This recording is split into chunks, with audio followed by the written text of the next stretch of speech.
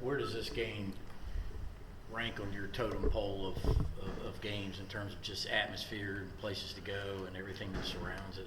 I'll probably say top 10. The games I played, it's always a great atmosphere, and every year it decides whether we go to the SEC championship or not. So it's a really big game. Andrew, what do you think about Florida's defensive line? They have 29 sacks this season, and they're getting John Greenard and I think Jabari Zuniga back. Have you guys been preparing for them? Yeah, we've been preparing for their whole defense.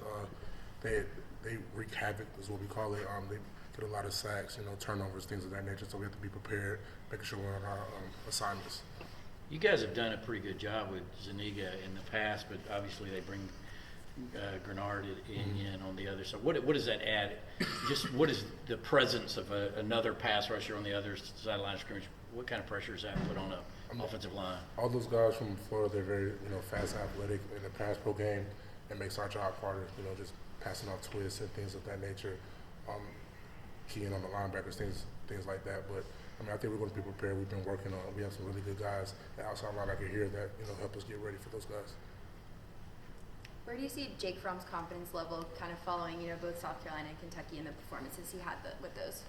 I don't think Jake's confidence levels change. Jake always stays level-headed regardless if we're playing really well or if we're not doing well. And I think that's what makes him a great leader because he stays the same all the time. What has he been saying to you guys heading into this weekend with it being such a big game? Everybody's just saying that we got to stick together as a team. This is a big-time game. We'll be ready for it. There's been, I know it's an outside noise kind of question, but there's been criticism of Jake and whatever. He's a guy that I think you guys have always kind of gravitated around as a leader. Are you all kind of trying to rally around him in any way, or do you need to support him at all? That was the biggest thing after South Carolina. Coach Smart said that we had to come together as a team, so we're embracing everybody. We got what we got, and we're going to play hard with what we have. Jake has been doing an amazing job for us the past 2 years. He's going to continue to do the same thing. Did one of the players this weekend, I can't remember who it was, mentioned something about a speech that Jake gave after South Carolina or something? Did he have one of those come to Jesus moments with everybody? Do you recall that? Not necessarily. Just before team meetings, sometimes the leaders will get up and say a few things to the team, how they feel, like what they think we need to work on before the next week of practice. Right. I had talked to Swift the other day. Said he takes y'all out for chicken wings on Thursday. Will y'all do that tomorrow? Yeah, definitely. That's a tradition. We've been doing that since I think my freshman year. American Deli on Thursdays. Yeah. Does he pay for every time? Not every time. Yeah. Yes. What you're a lemon pepper guy? I like Buffalo. Yes. What's as far as the complexity of the Florida pressure schemes? How many do they have? I mean, how sophisticated is their front? You really can't count. It's kind of like our team. Like when it comes to third down, we call them odd exotics. There's guys coming from all over the place. They have different pressures. What the safety is coming from 15 yards back. So we're just trying to watch a lot of film just to be able to key on it when it happens. And then just as far as their ability to get the pass rush without the blitz, what about those edge rushers? What do you see on film that sets them apart? A lot of times they get to the quarterback with just 4 people rushing. So that shows us that they're very fast, athletic, and good at what they do. Did you say odd exotics? I'm sorry. You said. Yes, odd exotics. Okay. Yeah.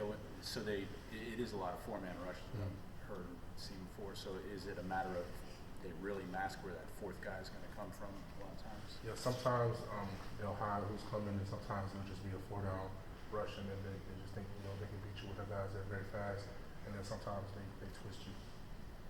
Was Florida on your radar coming out of high school? I can't remember. Not really. It wasn't a place you were considering.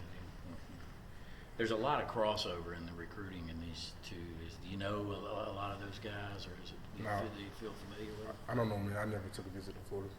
Is noise ever a factor in this game, in that stadium? I know it's got the 50-50 mix.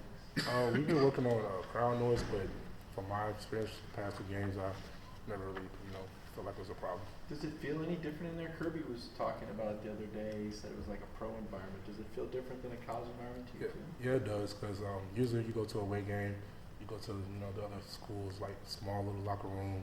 It's kind of a different atmosphere. But you go in there, it's like a really nice locker room. We go out there and see like all the fans split half and half. It's pretty cool. Was the 2 weeks between games, how much was that beneficial for you guys offensively to kind of crank it up another notch? It was big for us. We honed in, try to make sure we fixed our execution, making sure everybody's on the right page.